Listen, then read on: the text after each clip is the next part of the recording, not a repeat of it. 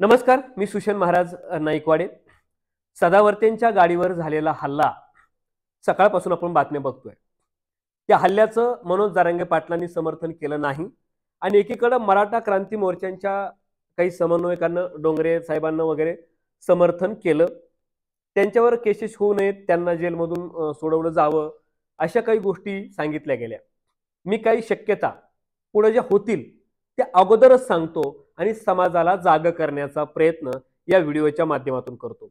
हा व्हिडिओ जास्तीत जास्त लोकांपर्यंत जाईल याची काळजी तुम्ही सर्वांनी घ्यायची आणि जास्तीत जास्त लोकांपर्यंत गेला पाहिजे, कारण याच्यातून मराठा समाजाचं प्रबोधन केलेलं आहे आणि कुठल्या दिशेने गेलं पाहिजे, काय केलं पाहिजे, काय करायला नको या संदर्भातली सविस्तर माहिती या व्हिडिओच्या माध्यमातून देतोय. ऐका. साबळे सरपंचांनी सदावर्ते यांच्या गाडीवर हल्ला केला आणि त्या हल्ल्या संदर्भात मला कसलीही कुठलीही माहिती नाही असं जरांगे पाटील आज सकाळी म्हणले. तो हल्ला झाला आणि एकीकडे त्या हल्ल्याचं समर्थन मराठा क्रांती मोर्चाचे आपले डोंगरे जे आहेत त्यांनी केलं.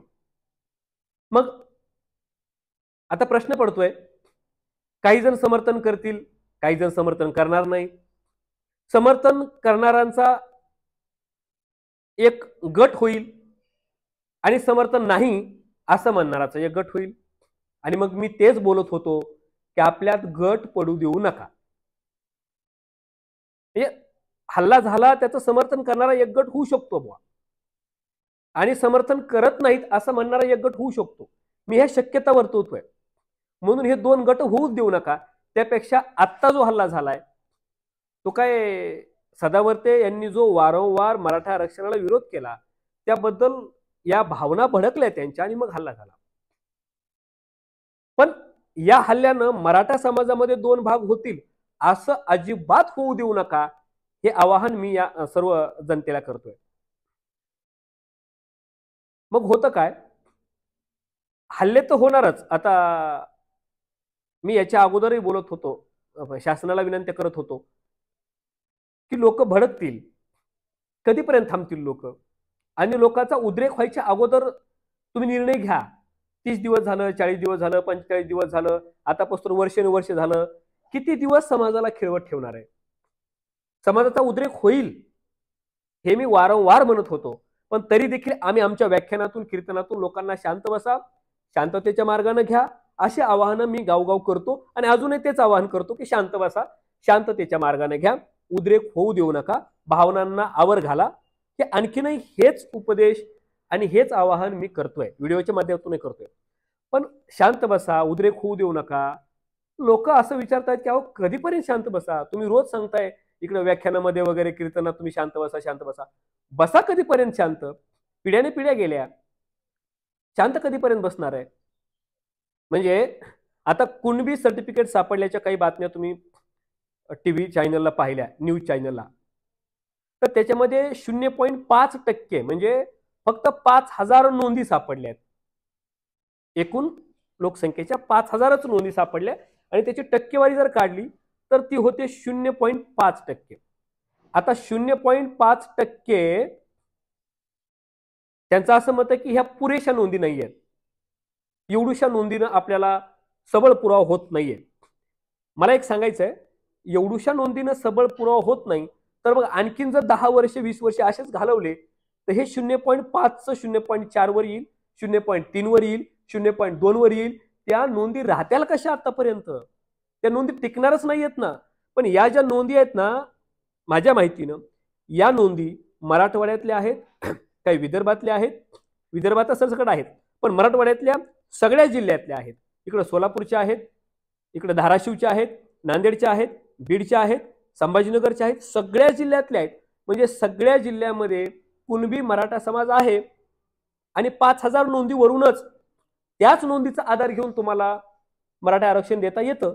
पण उगाच जी ही फिरवाफिरी लावली आहे ना, कमी आहे, खूपच 0.5%च भरतं, तुलनेत त्या टक्केवारीत खूपच कमी नोंदी आहेत आणि त्याच्या आधारावर देता येणार नाही, हा जो डाव आहे ना तुमचा, आता करू नका. आता समाज पेटलाय, समाजाचा उद्रेक होतोय, समाजाच्या भावनाचा आता आवर राहत नाहीये, अनावर होत आहेत भावना. आणि आता जर हे डाव तुम्ही पुन्हा पुन्हा खेळत असाल, तुम्हाला करायचंच असतं तर मनोज जरांगे पाटील जसं बोलले की काही लोकांवर गुन्हे दाखल झालेत, ते गुन्हे तर दाखल कमी करा, ते गुन्हे तर मागे घ्या. आता ठीक आहे, मराठा आरक्षण हा जर तुमचा केंद्राचा विषय असेल, कोर्टाचा विषय असेल, तर त्याला दिले देखील 40 दिवस वेळ. पण गुन्हे मागे घ्यायला कोर्टाचा विषय नाही, तुम्ही घेऊ शकताय, गुन्हे मागे घेऊ शकता लगेच. आणि जर ते गुन्हे तुम्ही तात्काळ नाही मागे घेतले तर लोक आणखी पेटतील. मनोज जरांगे पाटलांची कळकळीची विनंती किती दिवसापासून आहे, गुन्हे मागे घ्या, गुन्हे मागे घ्या. याला जास्त दिवसाचा कालावधी लागत नाही, ते 2 दिवसाचं काम आहे, त्याला सुद्धा किती दिवस लागलं. म्हणजे मनोज जरांगे पाटलाचं हे आंदोलन असंच कसं शांत राहील, याचा श्रेय, या मराठा आरक्षणाचं श्रेय मग मनोज जरांगे पाटलाला जाऊ नये, आपण ते नंतर देऊ, काही कालाला देऊ असं म्हणून आपल्या पक्षाला श्रेय घ्यायचं. ते आपल्यालाच कसं श्रेय द्यायचं जरी मनात असलं तरी त्याचं श्रेय मात्र मनोज जरांगे पाटलाला द्यायचं हे मात्र मनात नाही. आणि म्हणून श्रेयाच्या लढाईमध्ये गरीब मराठा समाज होरपाळतोय, त्यांच्या लेकरा बाळाचं भविष्य आहे, लोक मरतायत, तरुणावर गुन्हे नोंद होत आहेत. आणि अशा वेळेला सुद्धा आपण जर डावपेच राजकारण करत असू तर ते किती घातक आहे. माझी एवढीच विनम्र विनंती असणार आहे की जे काही मुलं आता उद्रेक करतायत त्यांनी शांत राहा. हा, तुम्ही म्हणताल मग शांत राहा, शांत राहाच म्हणताय, आवाहनच करताय तुम्ही, 2 गट होऊ देऊ नका, 3 गट होऊ देऊ नका, एकत्र राहा, एकत्र राहा, हे मी सातत्यानं आवाहन करत आलोय. पण तुम्ही म्हणाल कधीपर्यंत शांत राहावं, मग काय करावं, कसं भेटेल आरक्षण? अगदी रास्त प्रश्न आहे तुमचा. म्हणजे सनदशीर मार्गाने भेटत नाहीये की 40-50 वर्षाचा लढा आहे, कमी नाहीये. हे प्रश्न लावून धरलेत अनेक लोकांनी, अनेक आत्महत्या झाल्या.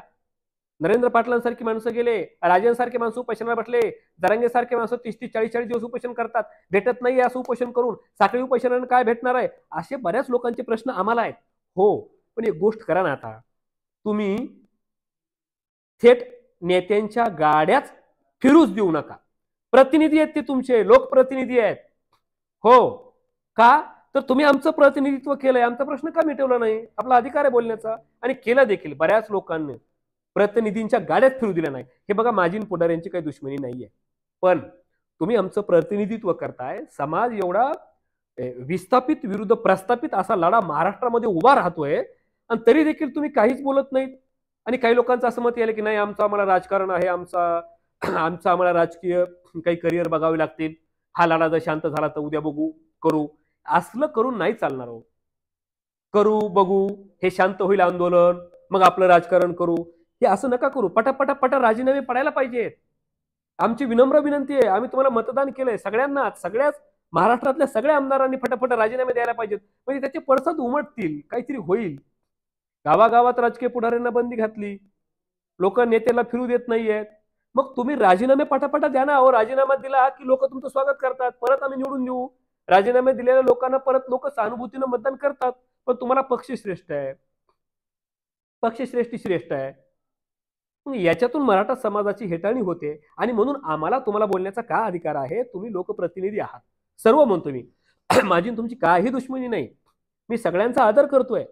पण तुम्ही राजीनामे द्यायला सुरुवात केली, गावगावच्या सरपंचांनी राजीनामे देणं गरजेचं आहे. याच्या आता निवडणुका चालू आहे, त्याच्यावर बहिष्कार टाकणं गरजेचंच आहे, टाकलाच पाहिजे. आम्हाला न्यायच मिळत नाही, काय निवडणूक लढवावा. म्हणून बहिष्कार पडले देखील काही लोकांचे. पण ज्या लोकांनी बहिष्कार टाकलेले नाही आहेत अशा लोकांनी सुद्धा फॉर्म काढून घेणं म्हणा की नकोय. आम्हाला इलेक्शन नकोयच, आम्हाला फक्त आरक्षण, मग इलेक्शन. आणि म्हणून एकत्र राहा, 2-2 गट होऊ देऊ नका. इथं थोडीशी शक्यता वाटली मला, 2 गट पडतील, कोणी समर्थन करेल, कोणी नाही, कोणी समर्थन करेल, कोणी नाही. पण जाऊ द्या, हे सगळं त्यांना सोडवण्यासाठी सुद्धा प्रयत्न करावेत आपण सगळ्यांनीच. आणि 2-3 गट सगळे एकत्र राहा.